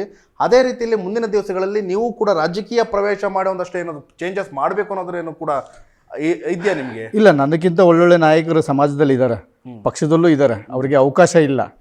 ಆ ಅವಕಾಶನ ಸೃಷ್ಟಿ ಮಾಡಬೇಕಾಗಿರೋದು ಈ ಸಮಾಜದ ಒಂದು ಸಂಘಟನೆಗಳ ಕೆಲಸ ಆಗಿರೋದು. ಯಾಕೆಂದರೆ ನಾವೇ ಪಕ್ಷದಲ್ಲಿ ಹೋಗಿ ಪ್ರವೇಶ ಮಾಡಿ ನಾನೇ ಏನೋ ಆಗ್ಬಿಡ್ತೀನಿ ಅನ್ನೋದಕ್ಕಿಂತ ನಮ್ಮಲ್ಲಿ ಹಲವಾರು ನನಗಿಂತ ಒಳ್ಳೆ ನಾಯಕರಿದ್ದಾರೆ, ಅವರಿಗೆ ಅವಕಾಶಗಳಿಲ್ಲ. ಆ ಅವಕಾಶ ಸೃಷ್ಟಿಸುವಂಥ ಕೆಲಸನ ಈ ಸಮಾಜದ ಸಂಘಟನೆಗಳು ಮಾಡಬೇಕಾಗಿರೋದು. ಆ ಕೆಲಸ ನಾನು ಮಾಡ್ತಾಯಿದ್ದೀನಿ. ಮುಂದಿನ ಚುನಾವಣೆ ಆಗಿರ್ಬೋದು, ಇನ್ನೂ 10 ವರ್ಷದಲ್ಲಿ ಆಗ್ಬೋದು. ಖಂಡಿತವಾಗಿ ನೀವು ಹೇಳೋದಕ್ಕೆ ಉತ್ತರ ನನ್ನ ಹತ್ರ ಇದೆ. ಖಂಡಿತವಾಗಿ ನಾವು ಚುನಾವಣೆ ನಿಲ್ತೀವಿ. ನಾನು ಅನ್ನೋಕ್ಕಿಂತ ಇಡೀ ನಮ್ಮ ಸಮಾಜದಲ್ಲಿರುವಂಥವರು ಸ್ವಲ್ಪ ಜನ ನಾವು ಚುನಾವಣೆ ಕಂಟೆಸ್ಟ್ ಮಾಡೋರಿದ್ದೀವಿ, ಮಾಡೇ ಮಾಡ್ತೀವಿ. ಸೋಲು ಗೆಲುವು ಅದು ಮುಂದಿನ ದಿನಮಾನಗಳಲ್ಲಿ ನಾವು ಅದು ನಿರ್ಧರಿಸುವಂಥದ್ದು ನಮ್ಮ ಗುರಿಯಂತೂ ಇದೆ. ಅಂದರೆ ಈಗ ಅಟ್ ಪ್ರೆಸೆಂಟ್ ನಾವು ನೋಡೋದಾದರೆ, ಅಂದರೆ ಇಲ್ಲಿವರೆಗೂ ಏನಂತಂದರೆ ಕುಂಬಾರ ಸಮುದಾಯದಲ್ಲಿ ಜನಪ್ರತಿನಿಧಿಗಳು ಯಾರು ಇಲ್ವಾ ಸರ್? ಇಲ್ಲ, ನಾವು ಇನ್ನೂ ಜಿಲ್ಲಾ ಪಂಚಾಯತಿಗೆ ತಲುಪಿಲ್ಲ. ಇದು ನಮ್ಮ ದುರ್ದೈವ ಅಂತ ಹೇಳ್ತೀವಿ ನಾವು. ಅಂದರೆ ಗ್ರಾಮ ಪಂಚಾಯತಿ, ತಾಲೂಕ್ ಪಂಚಾಯತಿವರೆಗೂ ಅಲ್ಲಿಗೆ ಸೀಮಿತವಾಗಿದ್ದೀವಿ. ಅದೂ ಗ್ರಾಮ ಪಂಚಾಯತಿಲಿ ಅಲ್ಲಿ, ಯಾಕಂದರೆ ಅಲ್ಲಿ ಚುನಾವಣೆ ಚಿಹ್ನೆ ಇರಲ್ಲ, ಹಾಗಾಗಿ ಯಾರು ಬೇಕಾದರೂ ನಿಂತ್ಕೋಬೋದು. ಇದು ತಾಲೂಕು ಪಂಚಾಯತಿಗೆ ಬಂದರೆ ಅಲ್ಲಿ ಪಕ್ಷಗಳಿರುತ್ತೆ, ಅಲ್ಲೇ ನಮಗೆ ಅವಕಾಶಗಳು ಸಿಗೋಲ್ಲ. ಎಲ್ಲೋ 1-2 ಸಿಗುತ್ತೆ. ಜಿಲ್ಲಾ ಪಂಚಾಯತಿಗಂತೂ ಇನ್ನೂ ನಾವು ಕಂಟೆಸ್ಟ್ ಮಾಡೋಕ್ಕೆ ಸಾಧ್ಯನೇ ಆಗಿಲ್ಲ. ನಮ್ಮ ಓಟ್ ಇದೆ, ಒಂದೊಂದು ವಿಧಾನಸಭಾ ಕ್ಷೇತ್ರಲ್ಲೂ 2000ರಿಂದ 3000 ಓಟ್ಸ್ ಇದ್ದರೂ ಕೂಡ ನಮ್ಮನ್ನು ಅವರು ಪರಿಗಣನೆಗೆ ತಗೊಳ್ಳಲ್ಲ. ಯಾಕಂದರೆ ಪ್ರಬಲ ಸಮುದಾಯಗಳ ನಮ್ಮ ಮೇಲೆ ದಬ್ಬಾಳಿಕೆ ಇರೋದ್ರಿಂದ ನಾವು ಅದನ್ನು ಮಾಡೋಕ್ಕಾಗಲ್ಲ. ನಿಮ್ಮ ಸಮುದಾಯದಲ್ಲಿ ಆ ಕ್ಷೇತ್ರಗಳಲ್ಲಿ ಪ್ರಬಲ ನಾಯಕ ಇಲ್ಲ ಅಂತನ, ಅಥವಾ ಏನು ರಾಜಕೀಯವಾಗಿ ಬೆಳೆದಂಥ ಒಂದಷ್ಟು ಪ್ರಬಲವಾಗಿ ಬೆಳೆದಿರ್ತಕ್ಕಂಥ ಏನು ಜಾತಿವಾರಗಳ ಲೆಕ್ಕಾಚಾರದಲ್ಲಿ ನಿಮ್ಮನ್ನು ತುಳಿಯುವಂಥ ಕೆಲಸ ಮಾಡ್ತಾರೆ? ಜಾತಿವಾರ ಲೆಕ್ಕಾಚಾರದಲ್ಲಿ ನಮ್ಮನ್ನು ತುಳಿಯುವಂಥ ನಮ್ಮಲ್ಲಿ ನಾಯಕರು ಇದ್ದಾರೆ. ಅಲ್ಲಿ ಜಾತಿವಾರು ಬಂದಾಗ ಪಕ್ಷಗಳು ಪರಿಗಣನೆ ತಗೊಳ್ಳೋದು ಕೆಲವು ಸಮುದಾಯಗಳನ್ನ, ಅಂದರೆ ಲೆಕ್ಕಕ್ಕೆ ಇಲ್ಲ. ಅವರೇನು ಕುಂಬಾರರು ಏನು ಮಾಡೋಕ್ಕಾಗುತ್ತೆ ಅನ್ನೋ ಒಂದು ಇದರಲ್ಲಿ ಇದ್ದಾರೆ ಅವರು. ಅಂದರೆ ಅವ್ರಿಗೆ ಮೇ ಬಿ ಯಾರು ಲೆಕ್ಕಕ್ಕೆ ತೆಗೆದುಕೊಳ್ಳಲ್ಲ, ಅವ್ರಿಗೆ ಇತಿಹಾಸ ಗೊತ್ತಿಲ್ಲ ಅಂತ. ಗೊತ್ತಿಲ್ಲ ಅಲ್ಲ, ಇತಿಹಾಸ ಗೊತ್ತಿದೆ ಅವರಿಗೆ. ಅವ್ರು ಎಲ್ಲಿ ಸಮುದಾಯಗಳು ಮುಂದೆ ಬರುತ್ತೆ ಅನ್ನೋದನ್ನ ಅಲ್ಲಿ ಲೋಕಲ್ಲಿ ಆಗಿ ಅದನ್ನು ಅವಾಯ್ಡ್ ಮಾಡುವಂಥ ಕೆಲಸನ ಸರ್ಕಾರ ಪಕ್ಷಗಳು ಮಾಡುತ್ತೆ. ಯಾಕಂದರೆ ಯಾವುದೇ ಒಬ್ಬ ಪ್ರತಿನಿಧಿ ಇವತ್ತು ನೋಡಿ, ಜನರಲ್ ಆಗಿ ನೀವು ಪೊಲಿಟಿಕಲ್ ಪಾರ್ಟಿಯಲ್ಲಿ ನಿರ್ದಿಷ್ಟವಾದ ಸಮುದಾಯಗಳು ಲೀಡ್ ಮಾಡ್ತಾ ಇದ್ದವು. ಆ ಸಮುದಾಯ ಬಿಟ್ಟರೆ ಎಲ್ಲೋ 1-2 ಚಿಕ್ಕ ಸಮುದಾಯದಿಂದ ಬರ್ತಾರೆ, ಕಾಯಕ ಸಮಾಜದಿಂದ ಬಿಟ್ಟರೆ ಯಾವ ನಾಯಕರು ಆ ಹಂತಕ್ಕೆ ಬರೋಕ್ಕೆ ಸಾಧ್ಯನೇ ಆಗಿಲ್ಲ. ಅಂದರೆ ಬಾವುಟನೇ ಇಟ್ಕೋಬೇಕು. ನಮ್ಮನ್ನು ಹಾಗೆ ಇಟ್ಕೊಂಡಿರೋದು. ಒಬ್ಬೊಬ್ಬರು 20 ವರ್ಷ 30 ವರ್ಷದಿಂದ ಪಕ್ಷದಲ್ಲಿ ನಿಷ್ಠಾವಂತ ಕಾರ್ಯಕರ್ತರಾಗಿ ದುಡಿತಾ ಇದ್ದಾರೆ. ಆದರೂ ಅವ್ರನ್ನ ಪರಿಗಣನೆಗೆ ತಗೊಂಡ್ರೂ ಯಾವುದೋ ಒಂದು ಸಮಸ್ಯೆನ ತಂದು ಅವ್ರನ್ನ ಅಲ್ಲಿಂದ ತೆಗೆಯುವಂಥ ಕೆಲಸ ಮಾಡ್ತಾ ಇರೋದು. ಈಗ ನೀವು ತಿಳ್ಕೊಂಡಿರಂಗೆ ಸರ್, ಈಗ ಪ್ರೆಸೆಂಟ್ ರಾಜ್ಯದಲ್ಲಿ ಕುಂಬಾರ ಸಮುದಾಯದ ಆರ್ಥಿಕತೆ ಇರೋಂಥ ಒಂದಷ್ಟು ಕುಟುಂಬಗಳು ಎಷ್ಟಿದೆ, ಶೈಕ್ಷಣಿಕವಾಗಿ ಒಂದಷ್ಟು ಹೇಗೆ ಒಂದಷ್ಟು ಎಕ್ಸ್ಪ್ಲೈನ್ ಮಾಡ್ಬೋದು? ಹೌದು, ಇದೆ ಸರ್. ಆ್ಯಕ್ಚುಲಿ ನಮ್ಮಲ್ಲಿ ಶಿಕ್ಷಣ ಸ್ವಲ್ಪ ಕಮ್ಮಿನೇ. ನಾವು ಒಂದು 20% 20-25% ಅಷ್ಟೇ ಎಜುಕೇಟೆಡ್ ಇರೋದು. ಇವತ್ತು ನಾವು ಕುಂಬಾರಿಕೆನ ಡಿಪೆಂಡ್ ಆಗಿ ಒಂದು 25% ಇನ್ನೂ ಕುಂಬಾರಿಕೆ ಊರಲ್ಲಿ ಮಾಡ್ತಾಯಿದ್ದೀವಿ. ಇವತ್ತು ನಶಿಸಿಲ್ಲ, ಕುಂಬಾರಿಕೆ ಇನ್ನೂ ಮಾಡ್ತಾಯಿದ್ದೀವಿ. ಅದರ ಮೇಲೆ ಡಿಪೆಂಡ್ ಆಗಿದೆ. ಗಣಪತಿ ಮಾಡ್ತೀವಿ, ಕುಂಬಾರಿಕೆ ಇನ್ನೂ ತಂದು ಮಾರುವಂಥ ಕೆಲಸ ನಾವು ಇವತ್ತು ಮಾಡ್ತಾಯಿದ್ದೀವಿ. ಎಲ್ಲೋ ಒಂದು 1% 2% ಗೌರ್ಮೆಂಟ್ ಜಾಬಲ್ಲಿ ಇದ್ದಾರೆ, ಸರ್ಕಾರಿ ಅರೆ ಸರ್ಕಾರಿಯಲ್ಲಿ. ಎಲ್ಲೋ ಈಗೀಗ ರೀಸೆಂಟಾಗಿ ನಾವು ನೋಡೋದ್ರಲ್ಲಿ ಒಂದು 5 ವರ್ಷದಲ್ಲಿ ಪ್ರೊಫೆಷನರಿ KS ಕಾಣಿಸ್ತಾ ಇರೋದು. IS ಅಂತೂ ನಮ್ಮಲ್ಲಿ ಇನ್ನೂ ಬಂದಿಲ್ಲ. IS ಅಂತೂ ಇನ್ನೂ ಆಗಿಲ್ಲ. KS ಅಲ್ಲೇ ಇದ್ದೀವಿ ನಾವು. ಇನ್ನೂ ಅಲ್ಲೂ ಇಲ್ಲೂ 1-2 ಹಂತದಲ್ಲಿ ಬಿಟ್ಟರೆ ನಿರುದ್ಯೋಗ ಇದೆ. ಗುಳೆ ಹೋಗ್ಬಿಟ್ಟು ಕೆಲಸ ಮಾಡ್ತೀವಿ, ಇಲ್ಲ ರೈತಾಪಿ ವರ್ಗದಲ್ಲಿ ಕೆಲಸ ಮಾಡ್ತಾಯಿದ್ವಿ. ನಮ್ಮದು ಇದೇ ಸ್ಟೇಟಸ್ ಇರೋದು. ಈಗ ರಾಜ್ಯದಲ್ಲಿ ಎಲ್ಲ ಜಿಲ್ಲೆಗಳಲ್ಲೂ ಎಲ್ಲ ಸಮುದಾಯದವರು ಇದ್ದಾರೆ. ಹೌದು. ಈಗ 6064 ಗ್ರಾಮ ಪಂಚಾಯತಿ ಇದೆ. ಅದರಲ್ಲಿ 5700 ಗ್ರಾಮ ಪಂಚಾಯತಿಯಲ್ಲಿ ನಮ್ಮ ಕುಂಬಾರರು ಇರೋದು. ಕುಂಬಾರ ಕಂಪಲ್ಸರಿ ಇದ್ದಾರೆ. ಎಲ್ಲ ಹಳ್ಳಿಗಳಲ್ಲೂ ಸಿಗ್ತಾರೆ ನಿಮಗೆ ಕುಂಬಾರರು. 1 ಮನೆ 2 ಮನೆ ಇರುತ್ತೆ ಕುಂಬಾರಿಗೆ. ಕೆಲವೊಂದು ಭಾಗದಲ್ಲಿ ಸ್ವಲ್ಪ ಸ್ಟ್ರಾಂಗ್ ಆಗಿ ಆರ್ಥಿಕತೆಯಲ್ಲಿ ಬೆಳೆದಿದ್ದಾರೆ, ಇನ್ನೊಂದು ಭಾಗದಲ್ಲಿ ಏನೂ ಇಲ್ಲ. ಇನ್ನು ಅದ್ರ ಮಣ್ಣಿನ ಕೆಲಸ ನಂಬ್ಕೊಂಡು ಹಂಗೆ ಅವರು ಜೀವನ ಮಾಡ್ತಾ ಇರೋದು.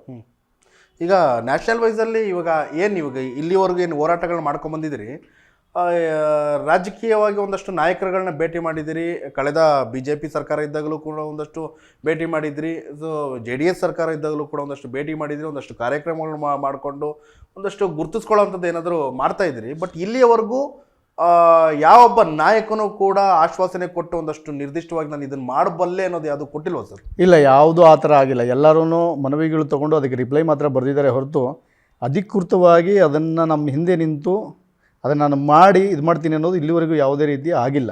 ಅಂದರೆ ಮುಂದಿನ ಚುನಾವಣೆ ಎದುರಿಸ್ಬೇಕಾದಾಗ ಪ್ರತಿಯೊಬ್ಬ ನಾಯಕನಿಗೂ ಕೂಡ ಜಾತಿವಾರು ಲೆಕ್ಕಾಚಾರ ಹಾಕಿದಾಗ ಅವತ್ತು ಕುಂಬಾರರು ಬೇಕಾಗಿರ್ತಾರಲ್ಲ.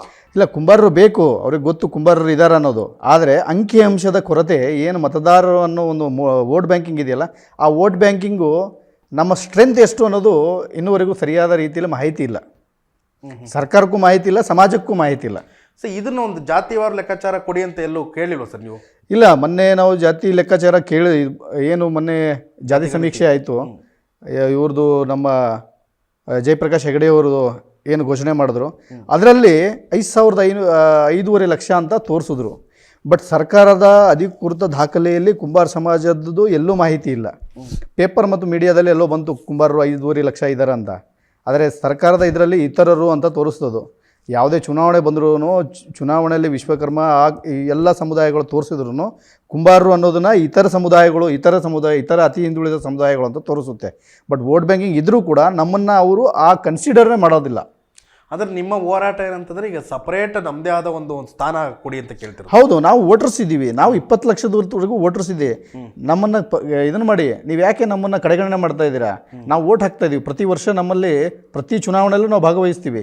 ನಿಮ್ಮ ಕಾರ್ಯಕರ್ತರಾಗಿ 20-30 ವರ್ಷದಿಂದ ದುಡಿತಾ ಇದ್ದೀವಿ. ನಮ್ಮದೇ ಆದಂಥ ಒಂದು ಸಮುದಾಯ ಇದೆ, ನಮ್ಮದೇ ಆದಂಥ ಒಂದು ಕಾಯಕ ಇದೆ. ಈ ಕಾಯಕದಿಂದನೇ ಪ್ರಾಚೀನ ಕಾಯಕ ಇದೆ. ಈ ಕಾಯಕನ ಉಳಿಸಿ ಬೆಳೆಸಬೇಕಾಗಿರುವಂಥ ಕೆಲಸ ಸರ್ಕಾರಗಳು ಮಾಡಬೇಕು. ಈ ಪರಂಪರೆನ ನಾವು ಬೆಳೆಸ್ಕೊಂಡು ಹೋಗಬೇಕಾಗಿರೋದು. ಈ ಪರಂಪರೆ ಬೆಳೆಸ್ಕೊಳ್ಳೋಕ್ಕೆ ಯಾವುದಾದ್ರೂ ಒಂದು ಒಳ್ಳೆಯ ಯೋಜನೆ. ಆಧುನಿಕ ಜಗತ್ತು ಏನು ಸೃಷ್ಟಿ ಆದಮೇಲೆ ಒಂದಷ್ಟು ಇತ್ತೀಚೆಗೆ ಪ್ರತಿಯೊಂದು ಏನು ಮಿಷಿನರಿ ಮೇಲೆ ನಾವು ಅವಲಂಬಿತ ಆದಮೇಲೆ ಎಲ್ಲ ಒಂದು ಕಡೆಗೆ ಒಂದು ನಶಿಸಿ ಹೋಗ್ತಾ ಇದೆ ಅಂತ ನಿಮಗೆ ಅನಿಸ್ತಾ ಇಲ್ವ? ಹೌದು, ನಶಿಸಿ ಹೋಗ್ತಾ ಇದೆ ಅಂತ ಇದನ್ನು ಯೋಜನೆಗಳು ರೂಪಿಸಿ ಅಂತ ನಾವು ಕೇಂದ್ರ ಸರ್ಕಾರಕ್ಕೂ ಬರೀತಾ ಇದ್ದೀವಿ. ಕೇಂದ್ರ ಸರ್ಕಾರದ ನಾಯಕರಿಗೂ ಭೇಟಿ ಮಾಡಿ ಹೇಳಿದ್ದೀವಿ. ಇದಕ್ಕೆ ಆದಂಥ ಕೆಲವೊಂದು ಯೋಜನೆಗಳಿಗೆ ನಾವು ಹೇಗೆ ಯೋಜನೆ ಕೊಡ್ಬೋದು ಅಂತ ಅನ್ನೋದಕ್ಕೂ ಒಂದಿಷ್ಟು ಅವರಿಗೆ ನಾವು ಇದನ್ನೆಲ್ಲ ಮಾಡಿಸ್ಕೊಂಡು ಡೇಟಾನೆಲ್ಲ ಕೊಟ್ಬಿಟ್ಟು ಪ್ರಾಜೆಕ್ಟ್ ಎಲ್ಲ ಮಾಡಿಕೊಟ್ಟಿದ್ದೀವಿ. ಆದರೂ ಕೂಡ ಆ ಒಂದು ಕಲೆ ಕಡೆಗೆ ಗಮನ ಕೊಡದೇನೆ ಬರೀ ತಮ್ಮ ಒಂದು ಏನು ಮುಂದುವರೆದ ಜಾತಿಗಳನ್ನ ಹಿಡ್ಕೊಂಡು ರಾಜಕೀಯ ಮಾಡ್ಕೊಂಡು ಹೋಗ್ತಾ ಇರೋದು. ಈಗ ನೀವೇನು ಹೋರಾಟ ಮಾಡೋದಕ್ಕೆ ಹೊರಟಿದ್ದೀರಿ ಮತ್ತು ಒಂದಷ್ಟು ಜಾತಿ ಗಣಿತಿ ಬಗ್ಗೆ ನೀವೇ ನಿರ್ದಿಷ್ಟವಾಗಿ ಒಂದು ನಿಲುವು ತೆಗೆದುಕೊಂಡಿದ್ದೀರಿ ಅಂತ ನಾವು ಕೇಳ್ಪಟ್ವಿ. ಹೌದು, ಹೇಗೆ ಸರ್ ಅದು ಮುಂದಿನ ಅಂದರೆ ಇವಾಗ ಏನೋ ನಾನು ಕೇಳ್ಪಟ್ರಂಗೆ ಏನಂದ್ರೆ ಗ್ರಾಮ ಪಂಚಾಯತಿಗಳಲ್ಲಿ ನಿಮ್ಮದೇ ಆದ ಒಂದಷ್ಟು ಸಂಘಟನೆ ಪದಾಧಿಕಾರಿಗಳನ್ನ ನೇಮಿಸಿ ಒಂದಷ್ಟು ಜಾತಿ ಸರ್ ಪ್ರತ್ಯೇಕ ಕುಂಬಾರ ಸಮುದಾಯದ ಒಂದಷ್ಟು ನಿಗಮ ಮಂಡಳಿ ಏನು ಕಳೆದ 2023 ಸಾಲಿನಲ್ಲಿ ಇರ್ತಕ್ಕಂಥ BJP ಸರ್ಕಾರದ ಬೊಮ್ಮಾಯಿ ಕ್ಯಾಬಿನೆಟ್ನಲ್ಲಿ ಒಂದಷ್ಟು ನೀವು ಇದು ಮನವಿ ಕೊಟ್ಟಿದ್ರಿ, ಘೋಷಣೆನೂ ಕೂಡ ಆಗಿತ್ತು. ಬಟ್ ಅಧಿಕೃತವಾಗಿ ಎಲ್ಲೋ ಅದನ್ನು ಮತ್ತೆ ತುಳಿಯೋಂಥ ಕೆಲಸ ಆಯಿತಾ? ನಿಗಮ ಮಂಡಳಿ ಎಲ್ಲೂ ಇದು ಮಾಡಲಿಲ್ಲ. ಹೌದು, ಅದು ಬೊಮ್ಮಾಯಿಯವ್ರ ಸರ್ಕಾರದಲ್ಲಿ ಮಾಡಿದ್ರು. ಅದಾದ ನಂತರ ಒಂದು 15 ದಿವಸದಲ್ಲಿ ಚುನಾವಣೆ ಬಂತು, ಅದು ಅಲ್ಲಿಗೆ ನಿಂತೋಯ್ತು. ಜಿಯೋ ಪಾಸ್ ಆಗಿದೆ. ಜಿಯೋ ಪಾಸ್ ಆದ ನಂತರ ಬಂದಿರುವಂಥ ಸರ್ಕಾರ ಕಾಂಗ್ರೆಸ್ ಸರ್ಕಾರ ಆದ ನಂತರ ಸರ್ಕಾರದಲ್ಲೂ ನಾವು ಅದನ್ನು ಮನವಿ ಸಲ್ಲಿಸಿದ್ವಿ. ಏನು ಸೆಷನಲ್ಲೂ ಬಂದಾಗ ಬಜೆಟ್ ಸೆಷನ್ ಆಗಿರ್ಬೋದು, ಮಳೆಗಾಲ ಅಧಿವೇಶನ, ಯಾವುದೇ ಅಧಿವೇಶನದಲ್ಲಿ ಬಂದಾಗೂ ಆ ವಿಷಯನ ನಾವು ಪ್ರಸ್ತಾಪ ಮಾಡ್ತಾನೆ ಇರೋದು. ಮಂತ್ರಿಗಳಿಗೆ ಭೇಟಿ ಆಗ್ತಾರೆ. ಟೇಬಲ್ ಟು ಟೇಬಲ್ ಇದು ಪೇಪರ್ ಹೋಗುತ್ತೆ ಹೊರತು, ಮನವಿ ಹೋಗುತ್ತೆ ಹೊರತು ಅದಕ್ಕೆ ನಿರ್ದಿಷ್ಟವಾಗಿ ಮಾಡಬೇಕು ಅನ್ನೋ ಒಂದು ಇದು ಇಲ್ಲ. ಕೇಳಿದಾಗೆಲ್ಲ ಗ್ಯಾರಂಟಿ ಯೋಜನೆಗಳು ರನ್ ಆಗ್ತಾಯಿದೆ, ಬಜೆಟ್ ಇಲ್ಲ, ನಿಮ್ಗೆ ಬಜೆಟ್ ಕೊಡಬೇಕು, ನಿಮ್ದು ಒಂದೇ ಇಲ್ಲ, ಮಾಡ್ತೀವಿ ಈ ತಿಂಗಳೆಲ್ಲ ಇನ್ನೊಂದು 2 ತಿಂಗಳು ಬಿಟ್ಟು ಮಾಡ್ತೀವಿ ಅಂತ. ನಾವು ಕೇಳ್ಕೊಳ್ತಾ ಇರೋದು ನಿಮ್ಮ ಪಕ್ಷದಲ್ಲಿರುವಂಥ ನಿಷ್ಠಾವಂತ ಕಾರ್ಯಕರ್ತರಿಗೆ ಮಾಡಿ ಅದನ್ನು ಯಾವುದೋ ಒಬ್ಬರಿಗೆ ಅಧಿಕಾರ ಕೊಟ್ಟರೆ ಅವರು ಆ ಸಮಾಜದ ಕುಂದುಕೊರತೆಗಳ ನಿವಾರಣೆ ಮಾಡೋಕ್ಕೆ ಸಹಕಾರ ಆಗುತ್ತೆ. ಹಾಗಾಗಿ ಮುಖ್ಯಮಂತ್ರಿಗಳು ಮತ್ತು ಸರ್ಕಾರದ ಎಲ್ಲ ಜನಪ್ರತಿನಿಧಿಗಳಿಗೆ, ಹಿಂದುಳಿದವ್ರಿಗೆ, ಮಂತ್ರಿಗಳಿಗೆ ನಾವು ಮನವಿ ಮಾಡ್ಕೊಳ್ಳೋದು ಏನಂದರೆ, ದಯವಿಟ್ಟು ನಮ್ಮಂಥ ಸಣ್ಣ ಸಮುದಾಯ ಒಂದು ಏನು ಅವ್ರಿಗೆ ಬೇಕಾಗಿರುವಂಥ ಒಂದು ನಿಗಮದ ಅಧಿಕಾರ ಏನಿದೆ ಆ ಅಧಿಕಾರನ ಕೊಡಿ ಅಂತ ಈ ಮೂಲಕ ಸರ್ಕಾರಕ್ಕೆ ಇನ್ನೊಂದು ಸಲ ನಾನು ಮನವಿ ಮಾಡ್ಕೊಳ್ತಾ ಇದ್ದೀನಿ. ಇದು ಯಾಕೆ ಇದನ್ನು ಮಾಡಬೇಕು ಅಂತ ಅನಿಸಿದ್ದು ಅಂತಂದರೆ, ಹೋದ ಚುನಾವಣೆಯಲ್ಲೂ ನಾವು ನಿಗಮ ಘೋಷಣೆ ಆಯಿತು ನಮಗೆ. ಬಸವರಾಜ ಬೊಮ್ಮಾಯಿ ಅವರು ಇರಬೇಕಾದ್ರೆ 15 ದಿವಸ ಚುನಾವಣೆಗೆ ಮುಂಚೆ ನಾವು ಹೋರಾಟ ಮಾಡ್ಕೊಂಡು 30 ದಿವಸ ಫ್ರೀಡಮ್ ಪಾರ್ಕಲ್ಲಿ ನಿರಂತರವಾಗಿ ಹೋರಾಟ ಮಾಡಿ ಬೀದಿಗೆ ಬಂದು ನಮ್ಮ ಸ್ವಾಮೀಜಿಗಳ ನೇತೃತ್ವದಲ್ಲಿ ಕೂತಿದ್ರು ಕೂಡ ಸರ್ಕಾರ ಕ್ಯಾರೆ ಅನ್ನೋದೇ ಲಾಸ್ಟ್ ಕೊನೆ ಕ್ಷಣದಲ್ಲಿ ಪೇಪರಲ್ಲಿ ಘೋಷಣೆ ಮಾಡಿ ಜಿಯೋ ಪಾಸ್ ಮಾಡಿದ್ರು.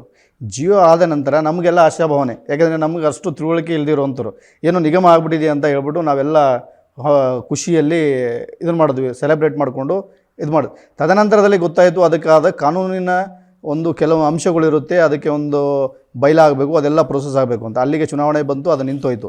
ತದನಂತರ ಚುನಾವಣೆ ಆದ ನಂತರನೂ ಸತತವಾಗಿ ನಾವು ಈಗ ಬಂದಿರೋ ಸರ್ಕಾರದ ಜೊತೆಯಲ್ಲಿ ಪ್ರತಿ ಹಂತದಲ್ಲೂ ಪತ್ರ ವ್ಯವಹಾರ ಮಾಡಿ, ಸರಿ ಹೀಗಿದೆ, ಇದರ ಸ್ಟೇಟಸ್ ಹೀಗಿದೆ, ಇದು ಭಾಳ ನಮಗೆ ಅವಶ್ಯಕತೆ ಇದೆ, ನಮ್ಮ ಸಮುದಾಯಕ್ಕೆ ಶೈಕ್ಷಣಿಕವಾಗಿ ಮುಂದುವರಿಬೇಕು ಮತ್ತು ಆರ್ಥಿಕವಾಗಿ ಮುಂದುವರಿಬೇಕು, ನಮ್ಮ ಕುಲಕಸಬು ಉಳಿಬೇಕು ಅನ್ನೋಗೋಸ್ಕರ ನಿಗಮನ ಮುಂದುವರಿಸಿ ಅಂತ ಕೇಳ್ತಾ ಇದ್ದೀವಿ.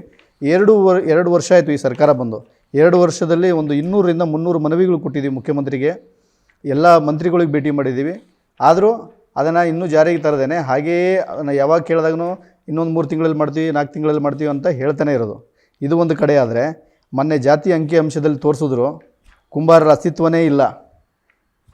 ಕುಂಬಾರರ ಅಸ್ತಿತ್ವನೇ ಇಲ್ಲ ಅಂತಂದರೆ ನಾವು ನಾಳೆ ಪ್ರಶ್ನೆ ಮಾಡಬೇಕಾದ್ರೆ ಅದೇ ಸರ್ಕಾರ ನಮಗೆ ಕೇಳುತ್ತೆ, ಎಲ್ಲಿದ್ದಾರೆ ನಿಮ್ಮ ಕುಂಬಾರರು ಅಂತ. ಎಲ್ಲಿದ್ದಾರೆ ಕುಂಬಾರರು ಅಂದರೆ ನಾವು ಹೇಗೆ ಹೇಳೋಕ್ಕೆ, ಸರ್ ಆ ಊರಲ್ಲಿದ್ದಾರೆ ಈ ಊರಲ್ಲಿ ಇದ್ದರೆ ಯಾರೂ ಅಥೆಂಟಿಕ್ಕಾಗಿ ನಂಬೋಲ್ಲ. ಅಥೆಂಟಿಕ್ಕಾಗಿ ನಮ್ಮದೇ ಇರೋದಕ್ಕೆ ನಾವೇ ನಮ್ಮ ಜಾತಿ ಗಣತಿನ ಸ್ವತಃ ಜಾತಿ ಗಣತಿ ಮಾಡಿದ್ರೆ ನಮ್ಮ ಅಂಕಿ ಅಂಶಗಳು ನಿಖರವಾಗಿ ನಾವೇ ತಗೋಬಹುದು. ಸರಿ, ಯಾಕಂದರೆ ನೀವೇನು ಜಾತಿ ಗಣತಿ ನೀವು ವೈಯಕ್ತಿಕವಾಗಿ ಮಾಡಕ್ಕೆ ಹೊರಟಿದ್ರಿ ನಿಮ್ಮ ಸಮುದಾಯಕ್ಕೆ ಸಂಬಂಧಪಟ್ಟಂಗೆ, ಬಟ್ ಮುಂದಿನ ದಿವಸಗಳಲ್ಲಿ ಅಧಿಕೃತವಾಗಿ ಸರ್ಕಾರ ಅದನ್ನು ಪರಿಗಣನೆ ತೆಗೆದುಕೊಳ್ಳುತ್ತೆ ಅಂತ ನೀವು ನಂಬಿಕೆ ಇದೆಯಾ? ಇಲ್ಲ, ಪರಿಗಣನೆ ಇಲ್ಲಾಂದ್ರೂ ಪರಿಗಣನೆ ತಗೊಳುತ್ತೋ ಇಲ್ವೋ ಇನ್ನೂ ನಮಗೆ ಗೊತ್ತಿಲ್ಲ. ಯಾಕಂದ್ರೆ ನಾವು ಇನ್ನೂ ಮಾಡೋದು ಪ್ರಾರಂಭ ಮಾಡಿಲ್ಲ. ಈಗ ನಮ್ಮದು ಪ್ರಾರಂಭ ಆಗಿದ ಮೇಲೆ ಸಬ್ಮಿಟ್ ಆದಾಗ ಎಕ್ಸೆಪ್ಟ್ ಮಾಡ್ತಾರೋ ಇಲ್ಲೋ ಅಂತ ಗೊತ್ತಿಲ್ಲ. ಬಟ್ ಅವರು ತಪ್ಪು ಹೇಳೋದನ್ನ ನಾವು ನಮ್ಮ ಹತ್ರ ಇರೋ ಡೇಟಾನ ಇಟ್ಕೊಂಡು ಇದು ತಪ್ಪು ಅಂತ ಹೇಳುವಂಥ ಶಕ್ತಿ ನಮಗಿರುತ್ತೆ. ಯಾಕಂದ್ರೆ ನಮ್ಮ ಹತ್ರ ಡೇಟಾ ಇಲ್ಲದೇನೆ ಅವ್ರು ಏನೇ ತೋರಿಸಿದ್ರು ಅದು ಒಪ್ಕೊಳ್ಬೇಕಾಗಿರೋದು. ಒಪ್ಕೊಳ್ಳೋಕ್ಕೆ ನಮಗೆ ಒಪ್ಕೊಳ್ದೇನೆ ಬೇರೆ ಇದನ್ನೇ ಇರಲ್ಲ. ನಮ್ಮ ಹತ್ರ ಡೇಟಾ ಇದ್ದರೆ, ಇಲ್ಲ ನೀವು ಕೊಟ್ಟಿರೋ ಡೇಟಾ ತಪ್ಪು, ನೀವು ಕೊಟ್ಟಿರೋ ಮಾಹಿತಿ ಇಲ್ಲ, ಬೇಕಿದ್ರೆ ನೀವು ಮಾಹಿತಿ ಚೆಕ್ ಮಾಡಿ ಅಂತ ನಾವು ಏನು ಕಲೆಕ್ಟ್ ಮಾಡಿರೋ ಡೇಟಾ ಇದೆಯಲ್ಲ ಅದನ್ನು ನಾವು ಸರ್ಕಾರಕ್ಕೆ ಪ್ರೆಸೆಂಟ್ ಮಾಡ್ಬೋದು. ಇದು ಯಾವಾಗಿಂದ ಚಾಲನೆ ನೀಡ್ತಿದ್ರು ಸರ್? ಈಗಾಗಲೇ ನಾವು 90 ದಿನಗಳದ್ದು ಒಂದು ಪ್ರೋಗ್ರಾಮ್ ಹಾಕ್ಕೊಂಡಿದ್ದೀವಿ. ಈಗಾಗಲೇ 30 ದಿನಗಳು ಕಳೆದೋಗಿದೆ. 30 ದಿನಗಳಲ್ಲಿ ನಾವು ಪೂರ್ವಭಾವಿ ಸಭೆಗಳನ್ನ ಮಾಡಿಕೊಂಡು ಜನರನ್ನು ಜಾಗೃತಿ ಮೂಡಿಸುವಂಥ ಕೆಲಸ ಮಾಡ್ತಾಯಿದ್ದೀವಿ. ಜಾತಿ ಗಣತಿ ಅಂದ್ರೇನು, ಯಾಕೆ ಜಾತಿ ಗಣತಿ ಬೇಕು, ನಾವು ಯಾವ ಸ್ಟೇಟಸಲ್ಲಿ ಇದ್ದೀವಿ, ನಮ್ಮ ಆರ್ಥಿಕ ಸ್ಥಿತಿ ಯಾವುದು, ನಮ್ಮ ಶೈಕ್ಷಣಿಕ ಸ್ಥಿತಿ ಯಾವುದು, ನಾವು ಇದನ್ನು ಏನಕ್ಕೆ ಮಾಡಬೇಕು, ಈ ವಿಷಯದಲ್ಲಿ ನಾವು ಜಿಲ್ಲೆಗಳಲ್ಲಿ ಹೋಗ್ಬಿಟ್ಟು ಅವರಿಗೆ ಇದು ಮಾಡ್ತಾಯಿದ್ದೀವಿ.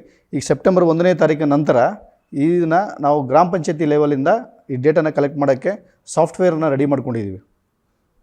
ಇದು ಹೇಗೆ ಅಂದರೆ, ಇದು 5700 ಗ್ರಾಮ ಪಂಚಾಯತಿಯಲ್ಲಿ ನಮ್ಮ ಸಮುದಾಯದವರು ಇದ್ದಾರೆ. ಪ್ರತಿ ಗ್ರಾಮ ಪಂಚಾಯತಿಯಲ್ಲಿ 3 ಜನ 4 ಜನನ ನಾವು ವಾಲಂಟ್ರೀಸ್ ನಾವು ರೆಡಿ ಮಾಡ್ಕೊಳ್ತಾ ಇದ್ದೀವಿ. ಆ ವಾಲಂಟ್ರಿ ಮೂಲಕ, ಯಾಕಂದರೆ ನಮ್ಮ ಜಾತಿ ಗಣತಿ ನಾವೇ ಮಾಡ್ಕೋಬೇಕಾಗಿರೋದ್ರಿಂದ ಅಲ್ಲಿ ಪರ್ಟಿಕ್ಯುಲರ್ ಆ ಗ್ರಾಮ ಪಂಚಾಯತಿಯಲ್ಲಿರುವಂಥ ಹಳ್ಳಿಗಳಲ್ಲಿರುವಂಥ ಹುಡುಗರಿಗೆ ಮಾತ್ರನೇ ಗೊತ್ತಿರುತ್ತೆ ನಮ್ಮ ಮನೆ ಎಲ್ಲಿದೆ ಅಂತ. ಎಲ್ಲೋ ಹೋಗಿ ನಾವು ಎಲ್ಲೋ ಜಿಲ್ಲೆಯಿಂದ ಮಾಡ್ತೀವಿ ಅಂದರೆ ಸಾಧ್ಯ ಆಗೋದಿಲ್ಲ ಅನ್ನೋದಕ್ಕೆ ಆ ರೀತಿಯ ವಾಲಂಟ್ರಿಶಿಪ್ ಅಂತ ವಾಲಂಟ್ರಿ ತೊಗೊಂಡು ಒಂದು 30,000 ಹುಡುಗರನ್ನ ತಯಾರಿಸ್ತಾ ಇದ್ದೀವಿ. ಆ 30,000 ಹುಡುಗರು ಒಂದು ಆ್ಯಪ್ನ ಕ್ರಿಯೇಟ್ ಮಾಡಿದ್ದೀವಿ. ಅದು ತಮ್ಮ ಮೊಬೈಲಲ್ಲಿ ಇರುತ್ತೆ. ಅವ್ರ ಮೊಬೈಲಲ್ಲಿ ಯಾರು ಅದನ್ನು ಇನ್ಸ್ಟಾಲೇಷನ್ ಮಾಡ್ಕೊಂಡಿರ್ತಾರೆ, ಯಾರು ಅದನ್ನು ಸರ್ವೆ ಮಾಡೋಕ್ಕೆ ಅವರಿಗೆ ಅಥೆಂಟಿಕ್ ಕೊಟ್ಟಿರ್ತೀವಿ, ಅವ್ರು ಮಾತ್ರನೇ ಮಾಡೋಕ್ಕಾಗುತ್ತೆ, ಎಲ್ಲರೂ ಮಾಡೋಕ್ಕಾಗಲ್ಲ. ಯಾಕಂದರೆ ನಮಗೆ ನಿಖರವಾದ ಮಾಹಿತಿ ಬೇಕಾಗಿರೋದು, ಮತ್ತು ಸರ್ಕಾರದ ಮುಂದುಗಡೆ ಹೋದಾಗ ನಾವು ಯಾವುದೇ ರೀತಿ ತಪ್ಪು ಮಾಹಿತಿನೇ ಕೊಡೋಕ್ಕಾಗಲ್ಲ. ಹಾಗಾಗಿ ಆ ಒಂದು ಇದನ್ನು ಈಗಾಗಲೇ ಈ 1ನೇ ತಾರೀಕಿಂದ ಅದನ್ನು ಪ್ರಾರಂಭ ಆಗುತ್ತೆ, ವಾಲಂಟ್ರಿ ರಿಜಿಸ್ಟ್ರೇಷನ್ ಆಗುತ್ತೆ. ವಾಲಂಟ್ರಿ ರಿಜಿಸ್ಟ್ರೇಷನ್ ಆದ ನಂತರ ನಾವು 3 ಜಿಲ್ಲೆಗೆ ಆ ಆ್ಯಪ್ನ ಕೊಡ್ತೀವಿ. 3 ಜಿಲ್ಲೆ ಆಗೋವರೆಗೂ ಬೇರೆ ಜಿಲ್ಲೆ ಕೊಡಲ್ಲ. ಅದಕ್ಕೊಂದು ಟೈಮ್ ಫ್ರೇಮ್ ಫಿಕ್ಸ್ ಮಾಡಿದ್ದೀವಿ. 90 ದಿನಗಳಲ್ಲಿ ಜಾತಿ ಗಣತಿ ಕಂಪ್ಲೀಟ್ ಆಗಬೇಕು ಅನ್ನೋದು. ಆ ಟೈಮ್ ಫ್ರೇಮ್ ಒಳಗಡೆ ನಾವು ಮಾಡಬೇಕು ಅನ್ನೋದು ಇರೋದ್ರಿಂದ ನಾವು ಅದಕ್ಕೆ ಇಡೀ ರಾಜ್ಯದಲ್ಲಿರುವಂಥ ಎಲ್ಲರೂ ತಯಾರಾಗಿ ಎಲ್ಲ ಸಂಘಟನೆಗಳ ಜೊತೆಯಲ್ಲಿ ಮತ್ತು ಎಲ್ಲ ಸಮಾಜದ ಪ್ರತಿನಿಧಿಗಳ ಜೊತೆಯಲ್ಲಿ ಸೇರಿಕೊಂಡು ಆ ಕೆಲಸ ಮಾಡ್ತಾಯಿದ್ದೀವಿ. ಅಂದರೆ ಈಗ ನಿರ್ದಿಷ್ಟವಾಗಿ ನೀವೇನು ಮಾಡೋಕ್ಕೆ ಹೊರಟಿದ್ರಿ, ಸೊ ಇದ್ರ ಆ್ಯಪ್ ಮೂಲಕ ನಿರ್ದಿಷ್ಟವಾಗಿ ಇದು ಜನಸಂಖ್ಯೆ ಗೊತ್ತಾಗುತ್ತೆ ಸರ್, ನಿಮ್ಮದು ಜಾತಿ ಲೆಕ್ಕಾಚಾರ ಗೊತ್ತಾಗುತ್ತೆ? ಹೌದು, ಕನ್ಫರ್ಮ್ ಸಿಗುತ್ತೆ. ಅದಕ್ಕೆ ಅಂತ ಪರ್ಟಿಕ್ಯುಲರ್ ನಾವು ಅದರಲ್ಲಿ ಮೆನ್ಷನ್ ಮಾಡಿದ್ದೀವಿ ಹೇಗಿರಬೇಕು ಅನ್ನೋದಕ್ಕೆ.